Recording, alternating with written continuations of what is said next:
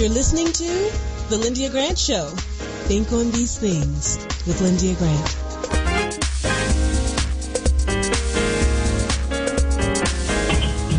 Well, good evening, Radio 1 listeners. It's good to be here with you this afternoon. It is fun to you here on Radio 1 on Fridays. We have another exciting show for you today. Our guest is going to be the Honorable D.C. Councilman Frank Smith, who is the Executive Director and Founder of the African American Civil War Museum, located at Vermont Avenue and U Street Northwest in Washington, D.C. And I'm going to say hi to him in a moment, but I want to also let you know that Dr. Julianne Malvo, who does our politics, was unable to be with us today because her mom died. And, I told you that she had gotten hired as a dean at Cal State Los Angeles out in the Los Angeles area. But usually she can still come on, but she said she was just feeling too grieved today to be able to do it because her mother's going home services are next week in San Francisco. So I just wanted you all to know she enjoys doing it. But, when you have death, especially of your mother of all people, she has to roll with the flow. She can do it when she can, but if she can't, she can't. So I wanted to let you all know that before I say hello to Dr. Frank Smith. He's able to do the whole show. He could do this next 2 hours if we had it. How you doing, Councilman Frank Smith? I'm doing well, Lindy Grant. Thank you very much for having me on. I'm always glad to be with you. Yes, indeed. I want everybody to know that I called Dr. Smith while he was in Georgia having his family reunion. It wasn't nothing but something heavenly. The Holy Spirit did it. I told him that. He kept coming in my mind because I was thinking about trying to see if he had a date in August. I had 2 dates in August I was trying to book. And when I called him, first thing he said was, Lindia Grant, I know you remember it. This week is our 23rd anniversary, and I had to tell the truth. I said, no, I did not remember that. but somebody in heaven remembered it, Frank, because I still called you, didn't I? That's right, absolutely. Hey, we roll like that, Lindy. We roll like that. We still vibes with each other. That's true. That's exactly true. What it is. Yeah. But we unveiled that monument July the 18th, 1998. And I just want to say before I give you the mic, Frank, that I was thinking about how when it was over, I cried tears of joy. Nobody but me in the hotel room. And wells of water just kept coming because it was so much that we had done to get that done. People from around the world, cameras all around that monument, having to get it decorated. People coming in from everywhere. It was just a lot. So now you go ahead. I just wanted to share with people. I was responsible for leading, coordinating all the activities. So go ahead. That's right, now. You deserve all the credit for it. And I'll tell you 2 quick stories, one of which I'm sure you will remember. And that is that, the monument was actually made at a foundry in Baltimore. And you and I have been up there to see it and all that stuff. Well, on the morning of, when they're supposed to put this thing, establish it out there, to deliver it and set it up, the truck comes over there from Baltimore, a big truck with an 18-wheeler with a crane on the back. This thing weighed about 2 tons. They had to put this big crane. And when the guy got there, you were there, Lindy, and he told you he wasn't going to take it off the truck because he hadn't been paid. Uh-huh. I remember. The city had paid the foundry. We had paid the sculptor. We paid everybody else. I thought they had paid this man, too. Mm-hmm. This is a big burly white guy who was standing out there saying, he said, this thing ain't moving. If I don't get some money, and I ain't got but an hour, I got to go. So I had to come over there with my American Express card and put the $1,700 charge on my American Express card so the man would take it off the truck. Mm-hmm. And then of course the names weren't right, so we had to cover those walls up. But you and I it was a whole lot, but the public never felt it because we got it done. Never knew any of that stuff because hey, look, you're a great event coordinator, and you knew how to. You just said, look, let's just cover that up, and we'll keep going. That's what we did. We got that bunting. We got that monument off the truck. Yeah. So I just wanted to share that story with you. But right now, and I'm of course, right now we're rebuilding the African American Civil War Museum. And we had to, so we didn't have to worry about the man driving the truck not being paid, but COVID hit us. And nobody ever expected this thing to come on us the way it did. And it affected everything. It slowed us down. It cost us more money. It cost us more time. But we're going to finish this thing by the end of this calendar year, and we're going to be ready to go. And that's what we're – so this is our 23rd anniversary celebration. And part of our celebration is we'll have a series of events going on this weekend. And then Monday evening at 6 o'clock, we have this gala that you and I are going to talk about. Yes. But what I want you to do first, in case somebody's listening, they don't know, tell them that you're getting ready to get the big school right there across it, Grimke School. I want them to know. It reminds me of the one in Birmingham. Absolutely. Okay, so first of all, those of you know the museum right now is located in what I call the annex of the school, called Grimke School, right across the street from the subway stop there. And we've been in there for 5 or 6 years now. We always intended to go into the main building. But the city government had the Department of Corrections in there, and they had the white shirts from the fire department in there. And it took us a long time to get them out. You know, as much clout as I got left still in there with the council and everything else, I couldn't get those agencies out of there. I had to go through 2 different mayors to get them out. But we finally got them out. And then once we got them out, then we had to remodel the building, get all the asbestos out of there, and put a new roof on it and get it all together.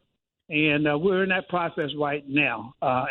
So we've been blessed. The Lord has really blessed us so much. We've had, every time we hit a little stumbling block, we turn it into a stepping stone, and we keep right on going. And so we've been able to get through this pandemic thing now. And if all goes well, in about 2 weeks, I'll get the bids from these guys who are going to finish off the inside, get all our walls straight and our lighting in there. By the end of this year, by Christmas time, we expect to march up in there. And tell them it's going to be the whole first floor. That's right. Most of the first floor. We got a wing of the building. And we got 2 levels, 2 floors, and we have to put on our elevator. We're putting everything in, a new elevator, putting in new walls, and putting in, and we have our own front door. We've got a big front porch going on out there. And, you know, in front of that front porch that we're putting in is a statue of Abraham Lincoln signing the Emancipation Proclamation. Now, it's just Lincoln. There are a lot of Lincolns around, but there's not a Lincoln like this one. And this one is important because it's the proclamation that lets these guys get into the Army. So Lincoln is sitting there looking across the street at 200,000 soldiers, 200,000 soldiers, 200,000 who come in through that paragraph 8 of the Emancipation Proclamation. And for your audience out there, let me just remind you, not only are we talking about 200,000 soldiers, 150,000 of these soldiers were enslaved when the war started. They were being held on these plantations in Mississippi, Alabama, Georgia, in the Carolinas, and all the way to Texas. And they were able to put these uniforms on, as Douglas says. There was rifles on their shoulders and bullets in their pockets and U.S. on their lapel. And I might say a prayer on their lips, too, by the way. They were able to go out on these battlefields and fight for their freedom. And then when the war was over, Congress passed the 13th Amendment, abolishing slavery. 14th Amendment makes African-American citizens. And the 15th Amendment gives us the right to vote. So, of course, we're still fighting about the right to vote right now. You and I can do a whole show about that. Yes, we are. And you know what? I'm going to go to a commercial break because I'm going to come back, and we're going to talk about that some more because I want you to get into it because you're one of the freedom fighters left. You know, John Lewis is gone. It's not a whole lot of them that have big names like you. And I want people to know with your SNCC work and all of what you've been doing over the years. So we're going to come back and talk about that some more after we come back from our commercial break. We'll be back in a moment.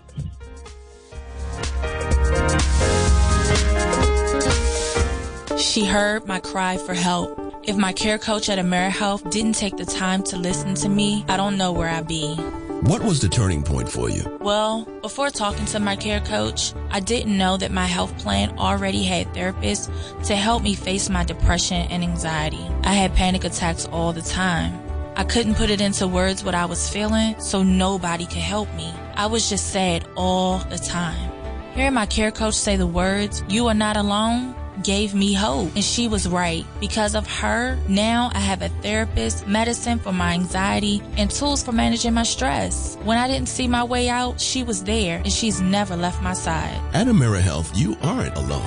Our care coaches are here for you. Call us at 1-877-759-6224 to get connected. 1-877-759-6224. This program is funded in part by the government of the District of Columbia Department of Healthcare Finance. Mayor Muriel Bowser. I'm Latrice, the receptionist at the malpractice law firm Jack Olander & Associates. I answer the phone when you call 202-879-7777. Our experienced malpractice trial lawyers, Jack Olander, Harlow Case, Sandra Robinson, and Melissa Ray, are assisted by Dr. Robert Chabon, our of-counsel pediatrician and lawyer, and by our in-house nurse attorney consultant, Leslie Zork, who was a labor and delivery nurse for 10 years. Since Jack Olander won the first multi-million-dollar cerebral palsy case in the country, we concentrate on cerebral palsy and other major injury malpractice cases. You can reach us at 202-879-7777 or jhopc@olander.com. We'll look forward to your call. Washington Informer religion columnist Lyndia Grant. Ida B. Wells, born into enslavement, was a journalist and activist. An avid reader, she read through the entire Bible many times. Wells was once asked to leave the ladies' car and sit in the colored train. She refused and train officials pushed her. Ida B. Wells retaliated but was pushed off the train at the next stop. A crowd of whites applauded. She vowed to get even. 3 of her close friends were lynched for opening businesses that cut into profits of whites. Everything changed for Wells. She spoke out internationally against lynching of blacks for the rest of her life. Through her efforts, lynching in America nearly disappeared by the time of her death. An NAACP founder, we salute Ida B. Wells for Women's History Month. Read more in the religion column of the Washington Informer, an award-winning African-American newspaper. We don't report crime or gossip, just positive news. Pick up the Washington Informer or visit us online at washingtoninformer.com. Call 202-561-4100 for more information.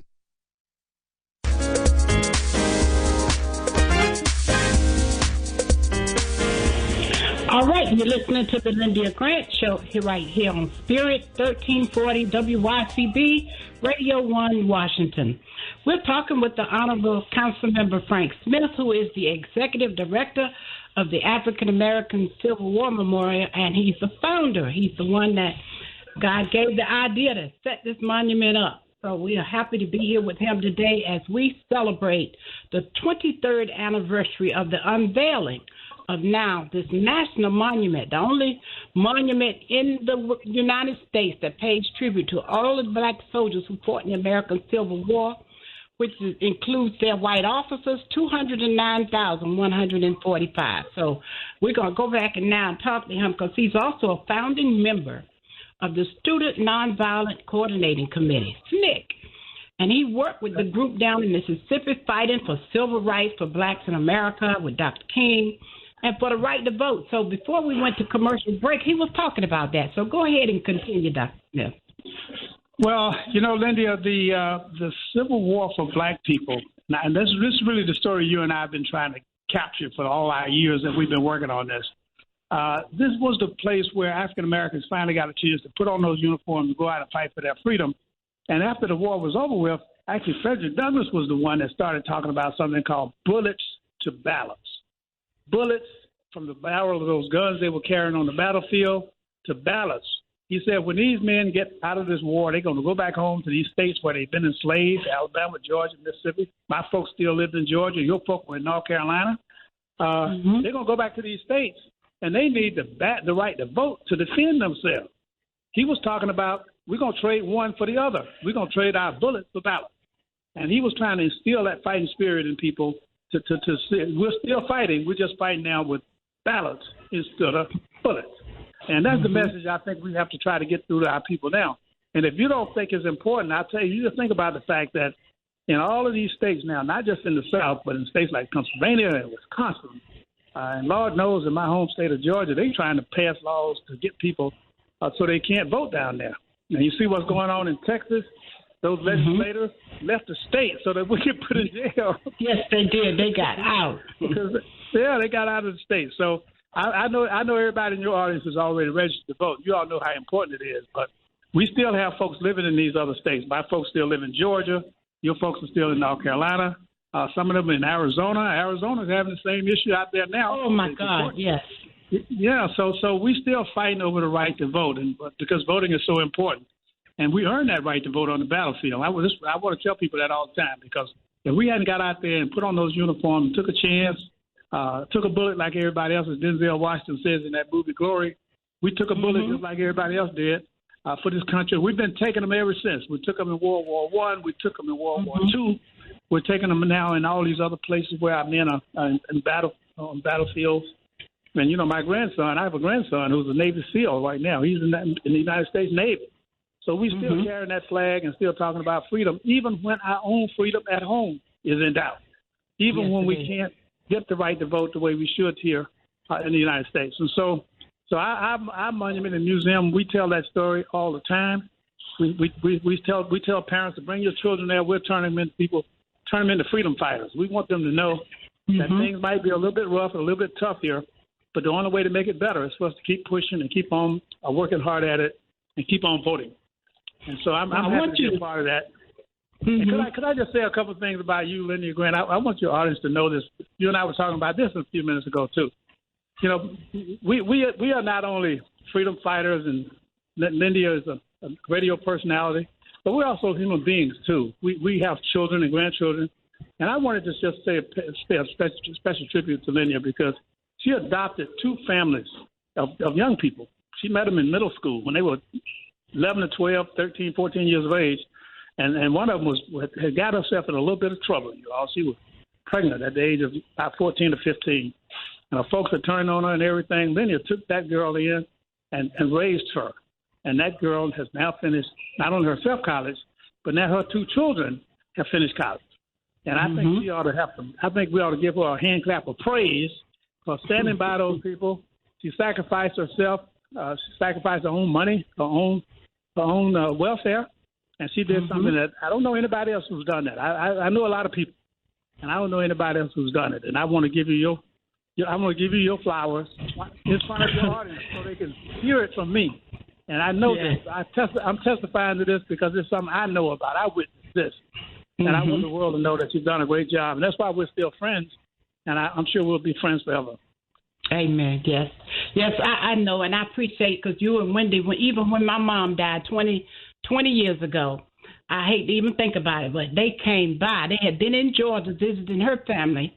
No, South Carolina visiting her family.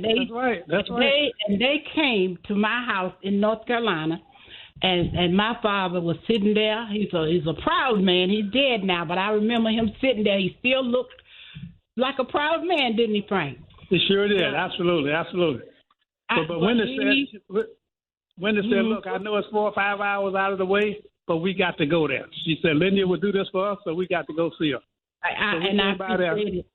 That's right. Hey, listen. Hey, we family, sister. We're going to always be together. Right. And Frank, it was so many cars because my mother was so loved.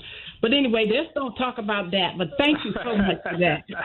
Because I get sad just thinking about it. Let's talk. Tell me about your fundraiser. Okay, all right. So this weekend, our 23rd anniversary, today we had a walkthrough of our new space. I took the board through there, some people from the press. Tomorrow, Saturday, at 11 a.m., if you're in the U Street area, come by the memorial, which is at 10th and U Street Northwest, right next to the Masonic Temple, where the subway stop is, an outdoor exhibit. You all know what I'm talking about. At 11 o'clock, we're going to have a bunch of reenactors out there. We do something called the School of the Soldier.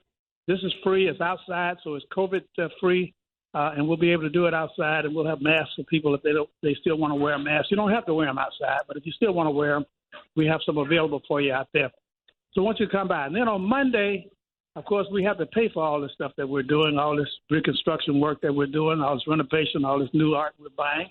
And one of the ways we pay for it is we have these fundraisers. And so we're having something called a virtual gala.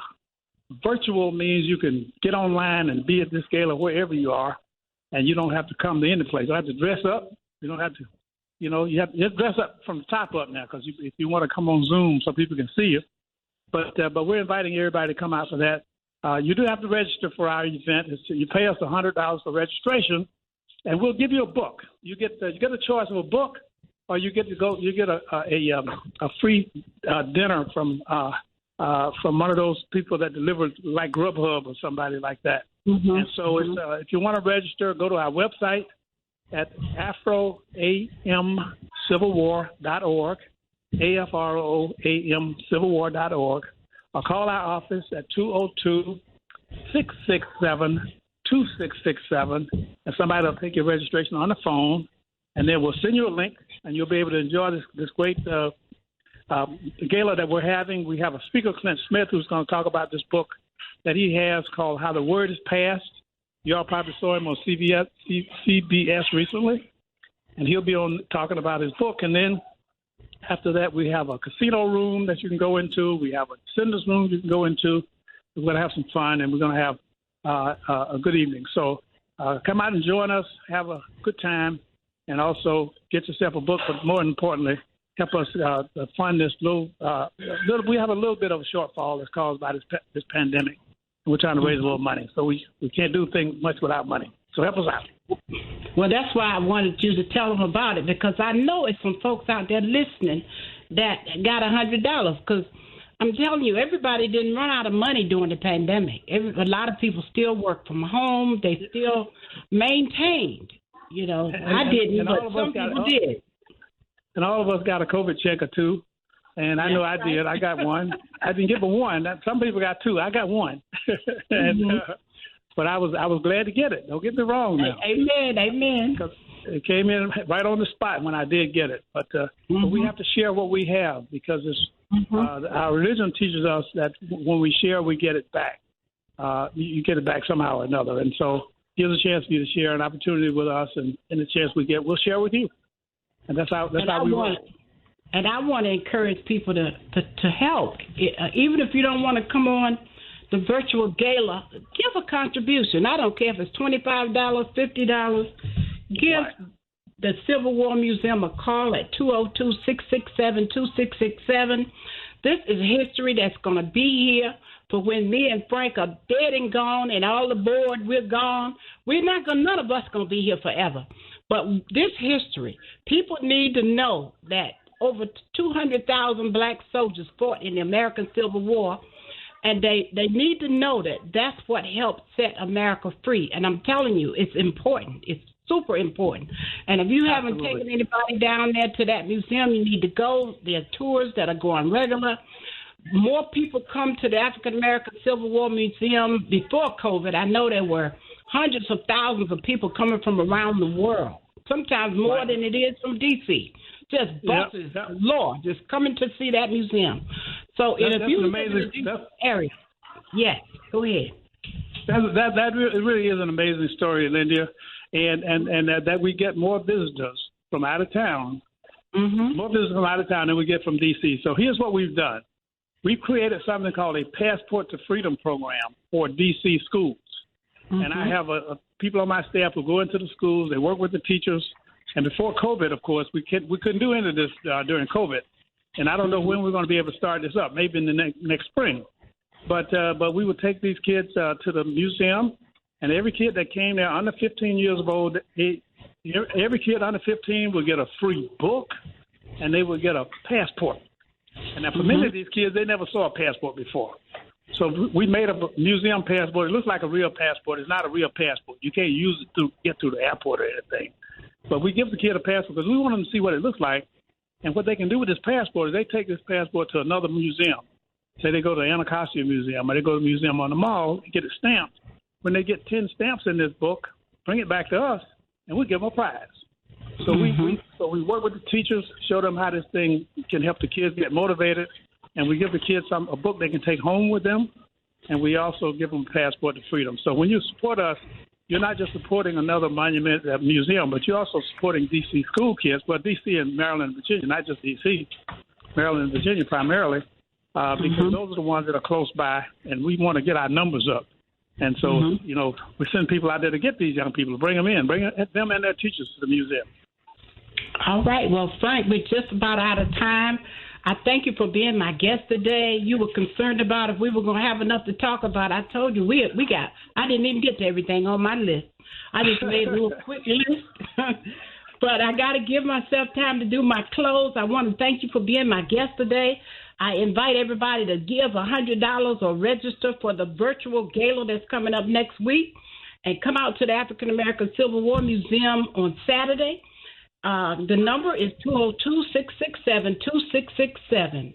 202-667-2667. And the website is AFROAM, AFROAM, civilwar.org.